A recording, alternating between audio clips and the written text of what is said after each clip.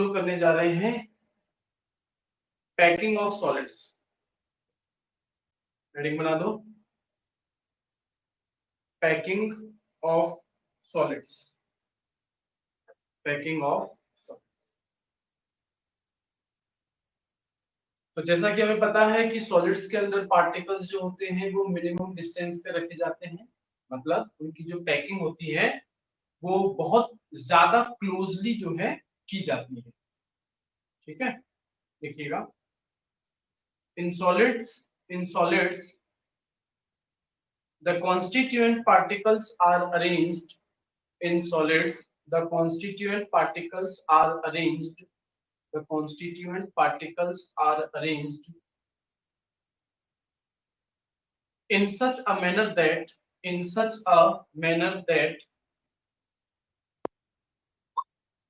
there is minimum space left in such a manner that there is minimum space left in between them, minimum space left in between them, full stop. This type of structure is called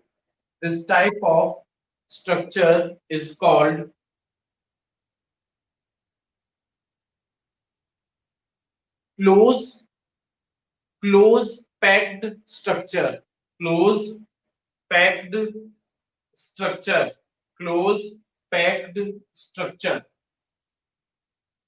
close packed structure।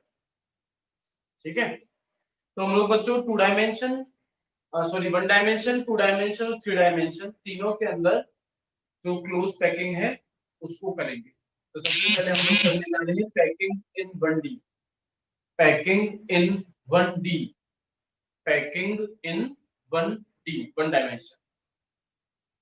आप लोगों को diagram दिख रहा होगा बच्चों 1D में।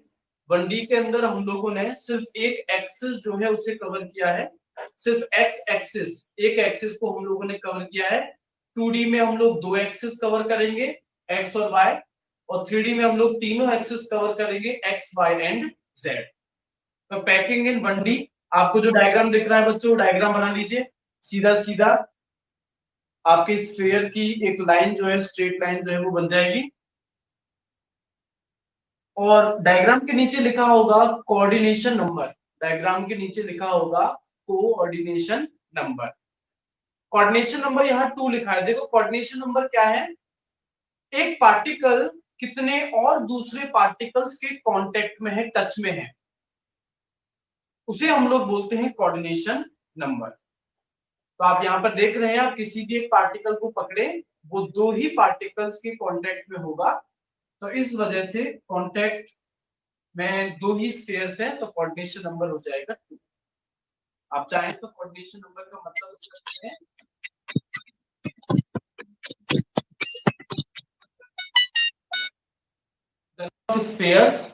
the number of spheres which are touching a particular sphere। Coordination number का मतलब आप लिख सकते हैं the number of spheres which are touching a particular sphere, which are touching a particular sphere। ठीक है, तो 1D में आपने डायग्राम बना लिया होगा, और कोऑर्डिनेशन नंबर जो है 2। देखो एक स्फीयर को मैंने यहाँ पर शेड किया है, मतलब उस स्फीयर का कोऑर्डिनेशन नंबर हम लोग निकाल रहे हैं। ठीक है, अब बच्चों हम लोग करेंगे packing in 2D, packing in 2D, 2 dimension की हम लोग बात कर रहे हैं। तो बच्चों 2 डायमेंशन के अंदर हम लोग एक्स और वाई दोनों एक्सिस को कवर करने जा रहे हैं। 2 डायमेंशन में हम लोग दो तरीके से पैकिंग जो है वो कर सकते हैं। देखो आपके सामने 2 डायग्राम होंगे, एक में लिखा होगा स्क्वायर क्लोज पैकिंग और एक के लिए लिखा हुआ है हेक्सागोनल क्लोज पैकिंग। देखिए क्या करना है आपको, स्क्वायर क्लोज पैकिंग में आपने पहली लेयर बनाई, अब बच्चों दूसरी लेयर के स्फीयर जस्ट पहली लेयर के ही नीचे आने चाहिए, ऐसे ही तीसरी लेयर के, चौथी लेयर के, सारे की सारी लेयर्स के स्फीयर जो है वो एक दूसरे के ऊपर आएंगे। अब आप यहाँ पर अगर किसी भी एक पार्टिकल को पकड़े, जैसे कि मैंने एक पार्टिकल को शेड डार्क कलर कर दिया, तो मैं देख रहा हूं कि वो कितने और पार्टिकल्स के टच में है। देखो कितने पार्टिकल दिखाई दे रहे हैं तुम्हें, कितने और पार्टिकल्स के टच में तुम्हें दिखाई दे रहा है। ये जो डार्क पार्टिकल मैंने किया है, शेडेड जो कलर्स किया है, 4। तो इस वजह से यहाँ कोऑर्डिनेशन नंबर हो जाएगा 4। और अगर मैं उन चारों स्फीयर्स के सेंटर्स को मिला दूं तो क्या एक स्क्वायर बन जाएगा। देखो अगर मैं उन चारों स्फीयर्स के सेंटर्स को मिला दूं लाइन से, तो फिर क्या बन जाएगा, एक स्क्वायर बन जाएगा। इस वजह से इस क्लोज पैकिंग को क्या नाम दिया गया है, स्क्वायर क्लोज पैकिंग। इसके अलावा बच्चों अगर पहली लेयर को आपने कहा ए, तो दूसरी लेयर का अरेंजमेंट जस्ट पहली के ही नीचे है, तो दूसरी लेयर भी क्या कहलाएगी, ए, तीसरी भी ए, चौथी भी ए। इस वजह से इस टाइप की पैकिंग को ए टाइप भी कहा जाता है।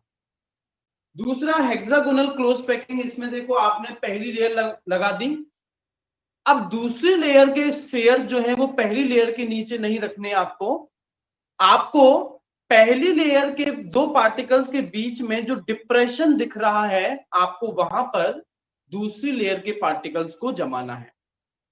तीसरी लेयर जो है वो दूसरी लेयर के डिप्रेशन में आएगी। पर बच्चों ऐसा करने से तुम देखोगे कि पहली और तीसरी लेयर के पार्टिकल्स जो हैं उनका अलाइनमेंट सेम हो जाएगा। पहली और तीसरी लेयर जो है वो एक ही लाइन के अंदर आएंगी। तो अगर पहली लेयर ए थी तो दूसरी बी कहलाएगी, पर तीसरी फिर से क्या कहलाएगी, ए, और चौथी कहलाएगी बी। तो इस टाइप के अरेंजमेंट को हम लोग कह सकते हैं ए बी टाइप अरेंजमेंट। और अगर आप किसी भी एक स्फीयर को, किसी भी एक पार्टिकल को पकड़े, तो वो यहाँ पर 6 पार्टिकल्स के टच में आएगा, तो यहाँ कोऑर्डिनेशन नंबर हो जाएगा 6। और अगर उन 6 स्फीयर्स के सेंटर्स को ज्वाइन कर दिया जाए तो आपको मिल जाएगा एक हेक्सागन। इस वजह से इसे हम लोग हेक्सागोनल क्लोज पैकिंग भी कहते हैं। समझ में आई कि नहीं आई दोनों पैकिंग? दोनों पैकिंग समझ में आई कि नहीं आई? ठीक है, हिमांशी को आ गई, सिमरन को आई कि नहीं आई?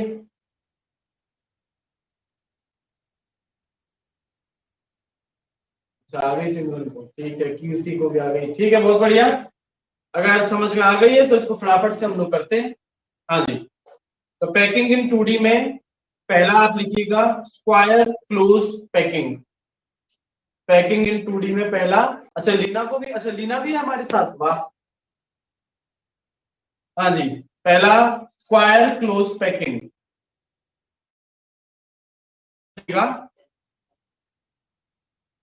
In this packing, in this packing, all the layers are arranged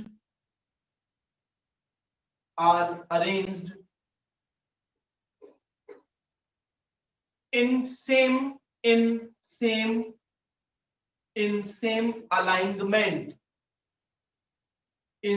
same alignment, full stop.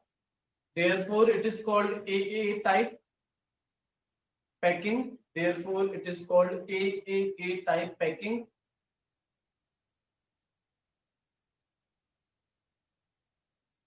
ठीक है, फटाफट से स्क्वायर क्लोज पैकिंग का डायग्राम बना दो और कोऑर्डिनेशन नंबर 4 लिखो।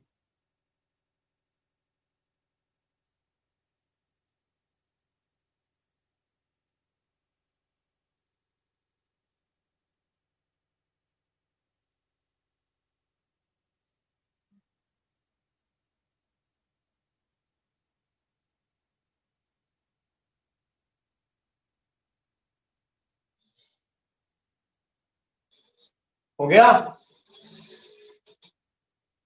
कमेंट आ गया मेरे पास, ठीक है। तो दूसरा लिख लो hexagonal close packing. Hexagonal close packing, hexagonal close packing. हाँ जी, इसमें लिख दीजिएगा if the second layer is placed, if the second layer is placed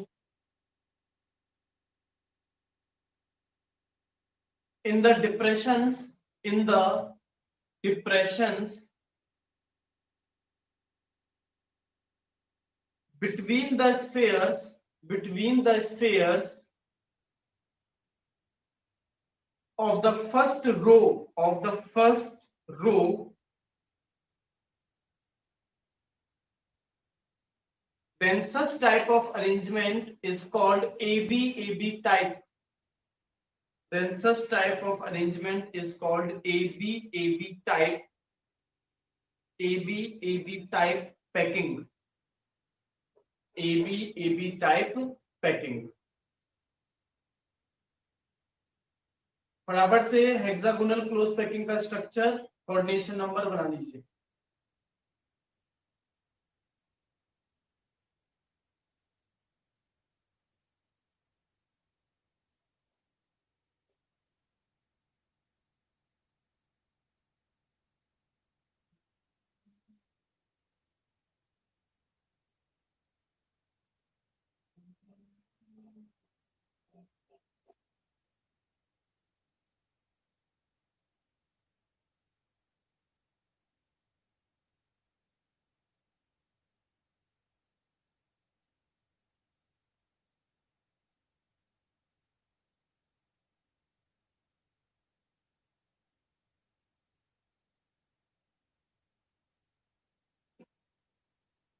हाँ जी, मेरे पास में कमेंट आ गया है, डन।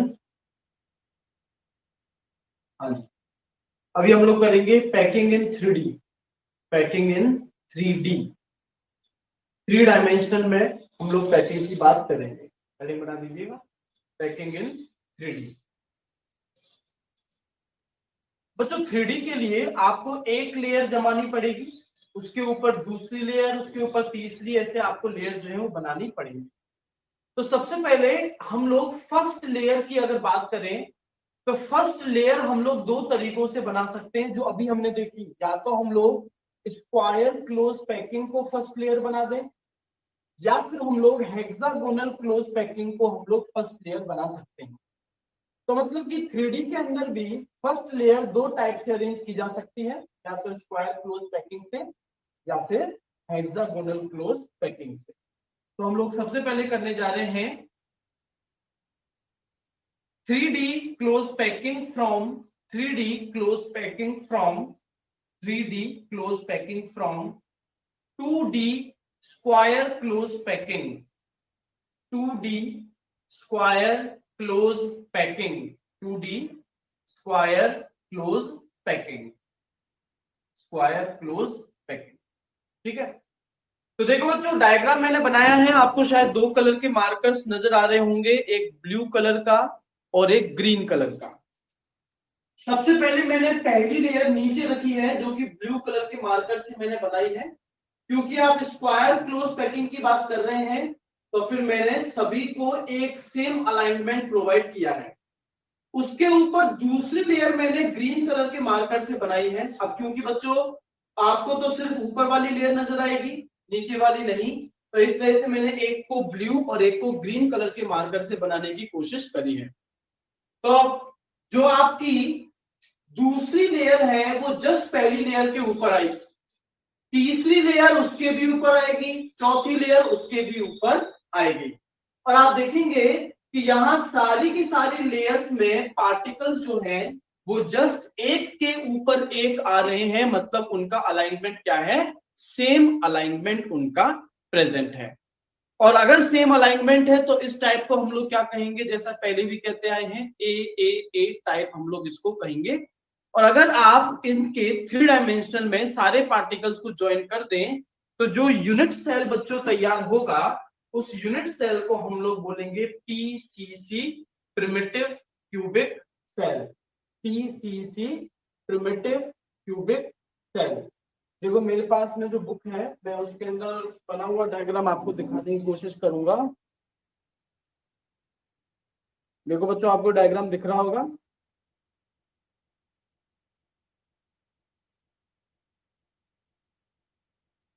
ये 3D के अंदर डायग्राम जो है उसको बना करके आपको दिखाने की कोशिश की गई है कि ये कैसे ए टाइप बन जाता है। हाँ भाई, ये पहला समझ में आया कि नहीं आया?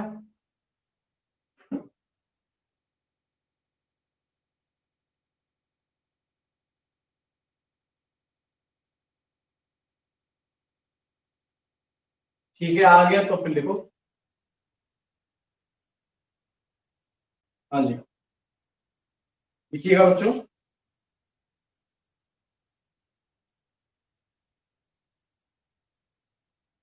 if first layer of 3D packing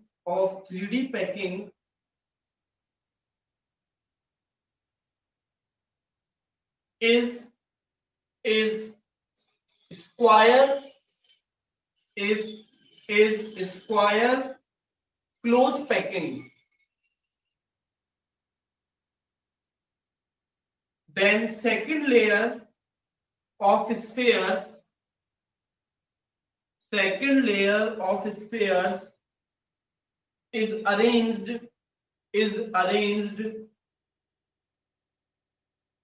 just above the first layer, just above the first layer, full stop.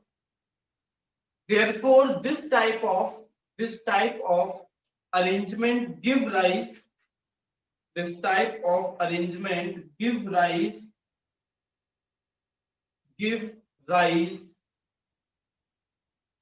to the formation of simple cubic lattice, to the formation of simple cubic lattice and called AAA type arrangement, and called AAA type arrangement, called AAA type arrangement.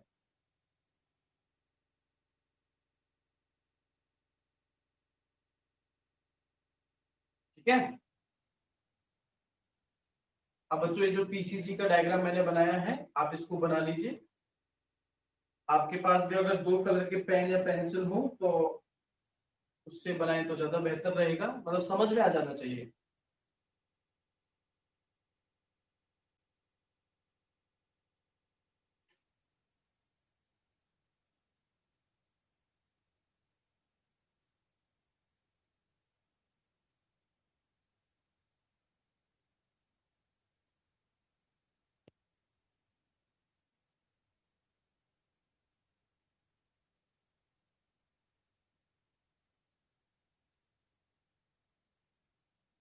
तो ये हमने बच्चों पहला case देखा। अगर हम लोग first layer square close packing arrangement से लेते हैं तो अभी हम लोग दूसरा केस करने जा रहे हैं। अगर हम लोगों ने फर्स्ट लेयर पहली लेयर हेक्सागोनल क्लोज पैकिंग से ली तो ठीक है। तो सेकंड केस जो है वो है 3D close packing from 2D hexagonal from 2D hexagonal close packed arrangement, hexagonal close packed arrangement,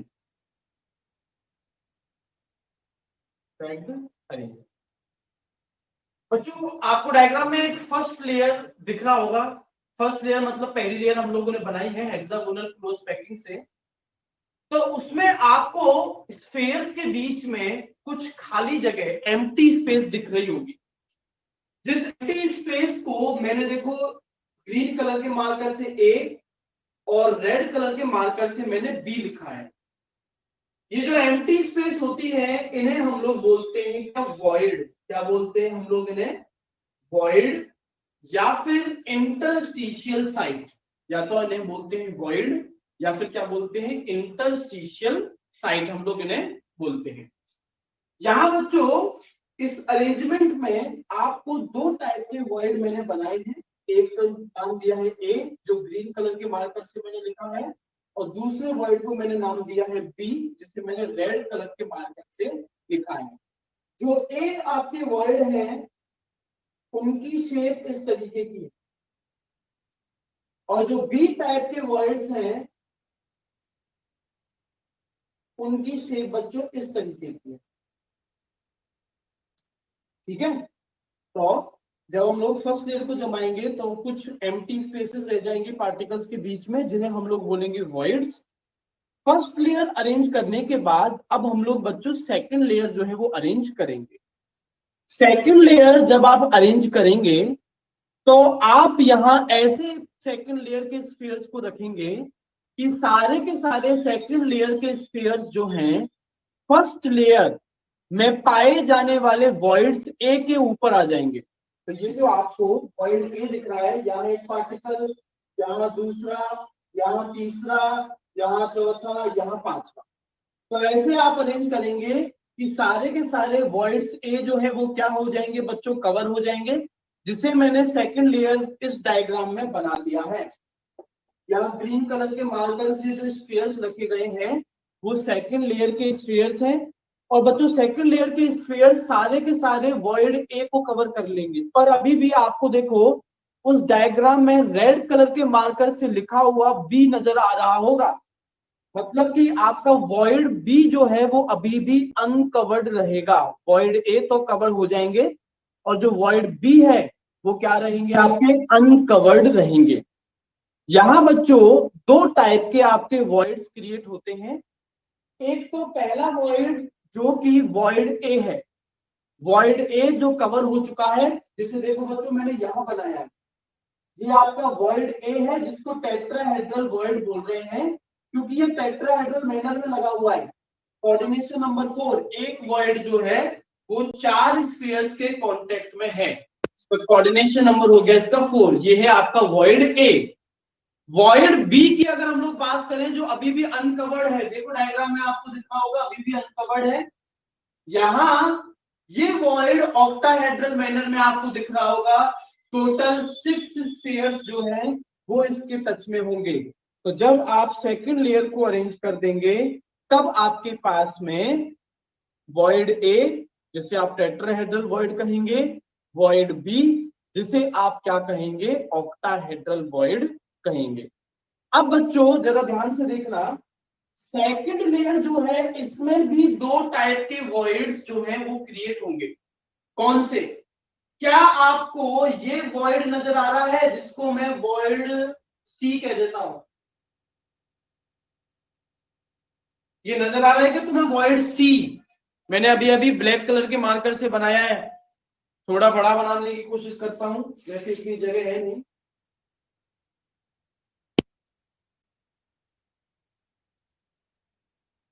ये जो वॉइड सी है ये फर्स्ट लेयर के ऊपर बना है। वॉइड सी जो है वो फर्स्ट लेयर के ऊपर बना है, और यहां पर एक और वॉइड है, वॉइड डी, जो कि वॉइड बी के ऊपर बना है। सेकंड लेयर में जो वॉइड है, एक तो है फर्स्ट लेयर के ऊपर बना हुआ वॉइड सी, है ना, ये रहा सी, एक सी यहां पर भी है, एक सी यहां पर भी है। इसके अलावा वॉइड बी के ऊपर एक और वॉइड बना है सेकंड लेयर के अंदर, जिसे आप कहेंगे वॉइड डी। तो मैं ब्लू कलर के मार्कर से बी के साथ ही डी भी लिख रहा हूं।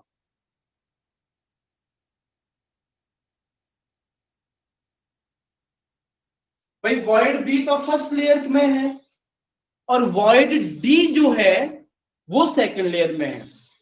Void D just void B के ऊपर ही बना है, पर वॉइड सी जो है वो आपका फर्स्ट लेयर के स्फीयर्स के ऊपर बना है। इतना समझ में आया नहीं आया?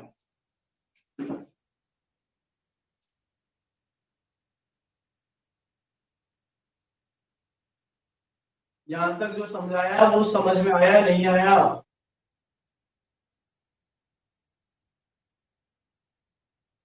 अच्छी बात। हाँ जी, तो फिर चलिए लिखिएगा।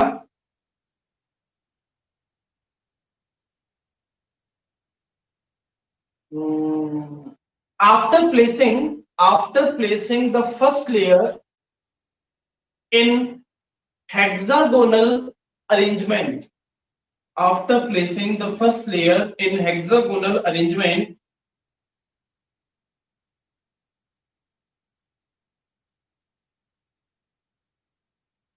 some empty spaces are created are created which are called void, void, voids, voids, voids, or interstitial sites, or interstitial sites, interstitial sites which have triangular shape, which have triangular shape. Stop. Let these voids let these voids be A and B. These voids B, B, B, A and B, small a and small b. फटाफट से first layer का diagram बना दो जल्दी से.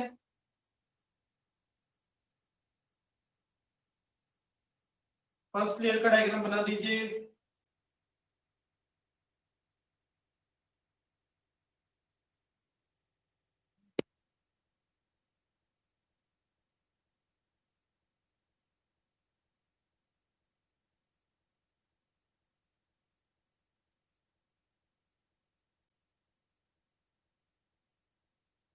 अब लिखिएगा. Now the spheres of second layer are placed. Now the spheres of second layer are placed in such a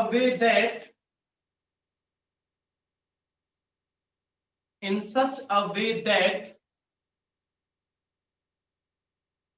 all the voids A, small a, all the voids A get covered. Get covered. Get covered. Full stop. This arrangement produces two types of. Now the spheres of second layer are arranged in such a way that all the voids A get covered. है ना? ये तो था पिछली line. Now this arrangement produces two types of voids. Produces two types of voids. Tetrahedral void and octahedral void. Tetrahedral void and octahedral void. Octahedral void. बच्चों आपको एक box में मैंने टेट्राहेड्रल वॉइड और ऑक्टाहेड्रल वॉइड का diagram बनाया है. एक तो वो बनाना है और जो सेकंड लेयर का डायग्राम है आपको वो बनाना है. जल्दी से बनाओ.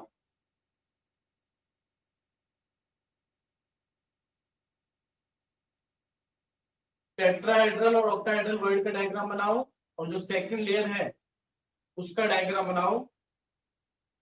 सेकंड लेयर में वॉइड ए तो आपको नहीं बनाना, वॉइड बी बनाना है और उसी वॉइड बी के साथ वॉइड डी, स्मॉल डी भी आपको बनाना है.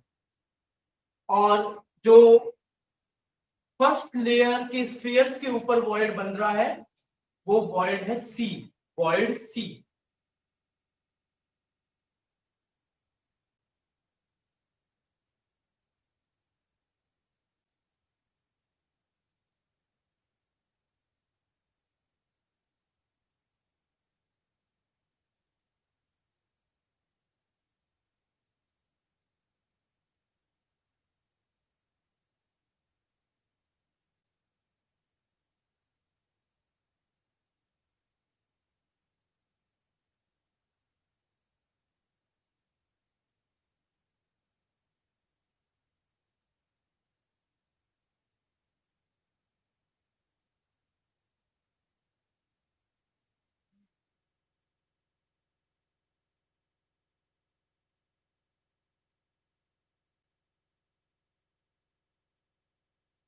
तो मेरे पास कमेंट आ गया है done.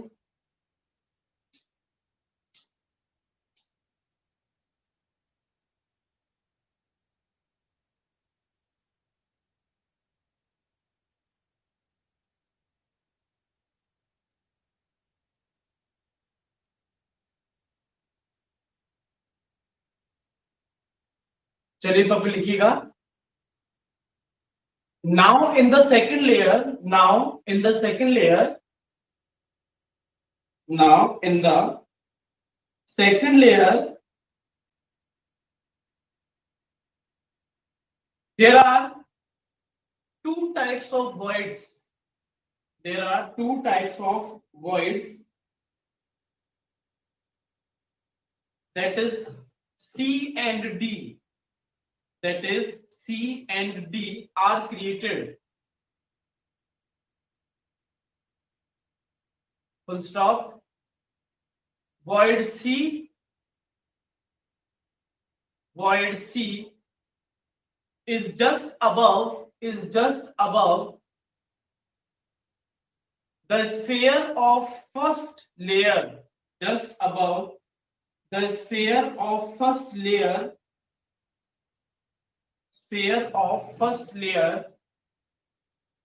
and void D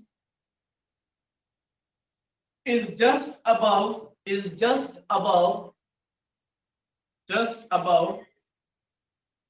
the void B of first layer, the void B of first layer.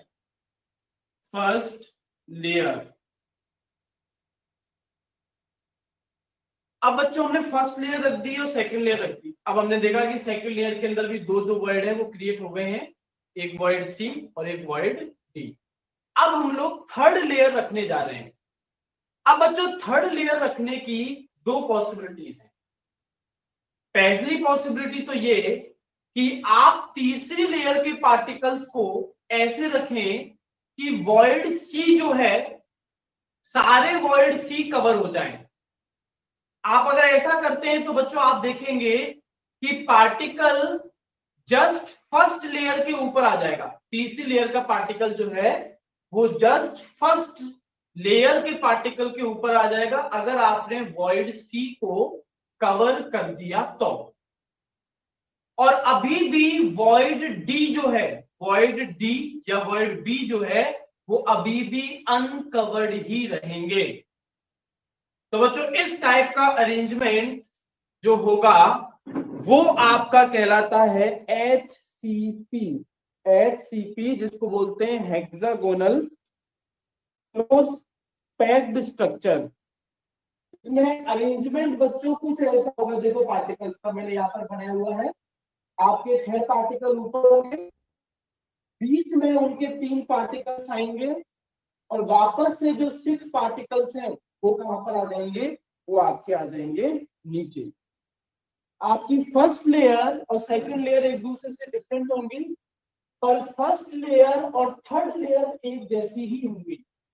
तो इस वजह से इस टाइप के अरेंजमेंट को हम लोग बोलेंगे AB टाइप, और जो क्रिस्टल बनेगा उसको बोलेंगे HCP, hexagonal close packed structure. और इसमें बच्चों दूसरी पॉसिबिलिटी ये है कि आप थर्ड लेयर जो है उसे आप रखिए वॉइड डी के ऊपर। वॉइड डी के ऊपर जब आप थर्ड लेयर को रखेंगे तो वॉइड सी अनकवर्ड रहेगा, और अगर आपने वॉइड बी के ऊपर थर्ड लेयर रखी है तो ये थर्ड लेयर ना तो फर्स्ट लेयर के ऊपर है ना सेकंड लेयर के ऊपर, तो ये एक अलग ही टाइप की लेयर बन जाएगी। तो फिर आप इसे कह देंगे इस टाइप के अरेंजमेंट को ABC टाइप। और जो आपको बच्चों पैकिंग मिलेगी, पैक्ड स्ट्रक्चर मिलेगा, उसको बोलते हैं CCP, cubic close packed structure. CCP cubic closed packed structure. ठीक है, स्ट्रक्चर आपके सामने देखो बनाएंगे। हाँ भाई, ये समझ में आया कि नहीं आया? तीसरी लेयर को रखने की दो पॉसिबिलिटीज, पहली कि वॉइड सी को कवर कर दो और दूसरी वॉइड डी को कवर कर दो।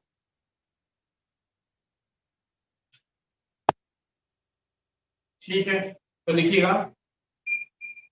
Now there are two possibilities of placing third layer.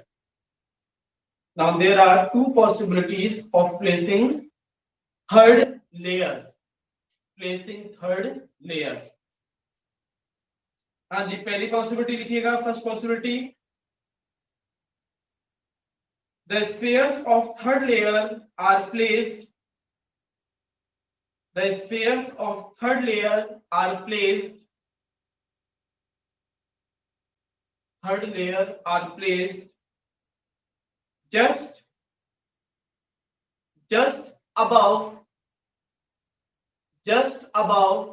the sphere of first layer. The sphere of first layer covering all the sea voids. Covering all the sea voids. Sea voids. Full stop. Called ABAB type. This type of arrangement is called ABAB type. ABAB type or hexagonal closed packed structure. Hexagonal closed packed structure HCP। और फटाफट से बच्चों HCP का diagram बना लो, जल्दी से HCP का diagram बना लीजिए।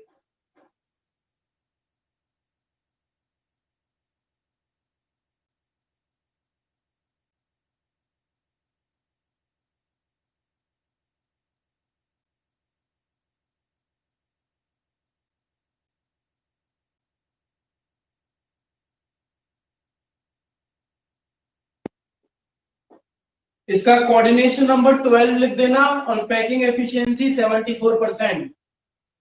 एचसीपी में coordination number 12 and packing efficiency 74%।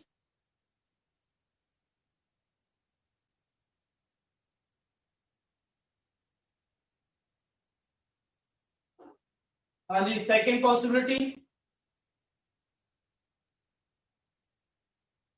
the spheres of third layer are placed.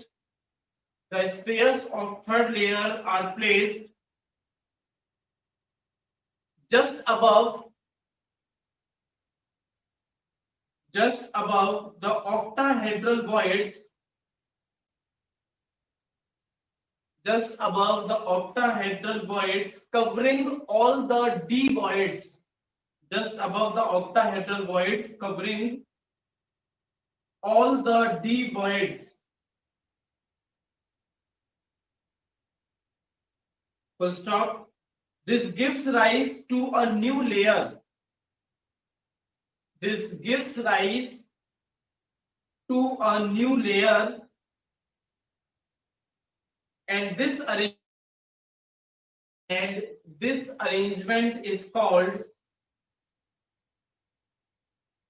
ABC type arrangement. ABC type arrangement or cubic closed packed structure.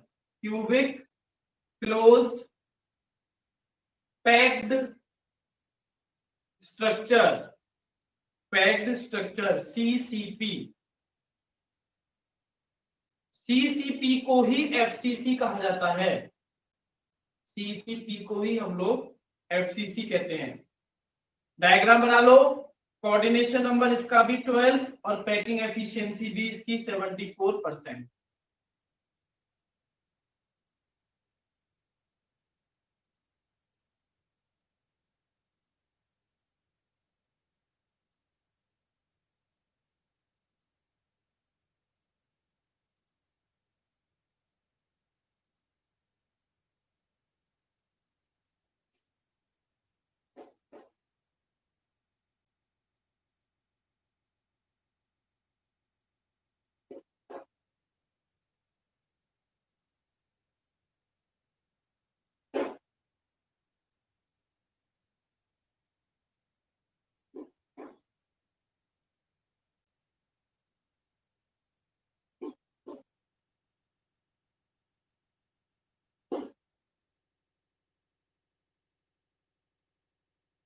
बच्चों अगर एक क्रिस्टल के अंदर टोटल नंबर ऑफ पार्टिकल्स को n मान लिया जाए, अगर n आपके टोटल नंबर ऑफ पार्टिकल्स एक क्रिस्टल के हैं, तो आपके जो ऑक्टाहेड्रल वॉइड्स हैं उनका नंबर भी n होगा। जितने पार्टिकल उतने ही ऑक्टाहेड्रल वॉइड्स। और आपके जो टेट्राहेड्रल वॉइड्स हैं उनका नंबर हो जाएगा 2n²,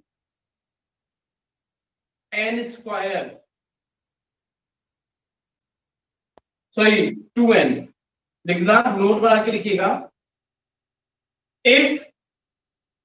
if the total number of particles in a crystal is n, if total number of particles in a crystal is n,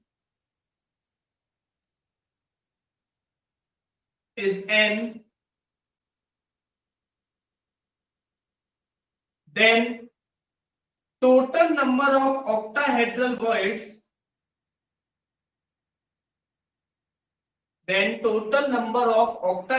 voids, equal to n. Total number of octahedral voids equal to n, and total number of tetrahedral voids equal to 2n, and total number of tetrahedral voids equal to 2n, तो जितने भी particle एक crystal में होंगे, जैसे आपने calculate किया था पीसीसी में 1, बीसीसी में 2 और एफसीसी में 4, तो उतने ही ऑक्टाहेड्रल वॉइड्स पाए जाएंगे। और टेट्राहेड्रल वॉइड्स का नंबर जो है वो हमेशा ऑक्टाहेड्रल वॉइड्स के नंबर के मुकाबले क्या होता है, डबल। तो बच्चों ये हम लोगों ने पैकिंग ऑफ सॉलिड्स जो अपना टॉपिक था उसे कंप्लीट कर लिया है। चैप्टर अपना आधा हो गया। नेक्स्ट क्लास में हम लोग करेंगे डिफेक्ट्स इन सॉलिड्स। तो चलिए बच्चों आज के लिए इतना ही।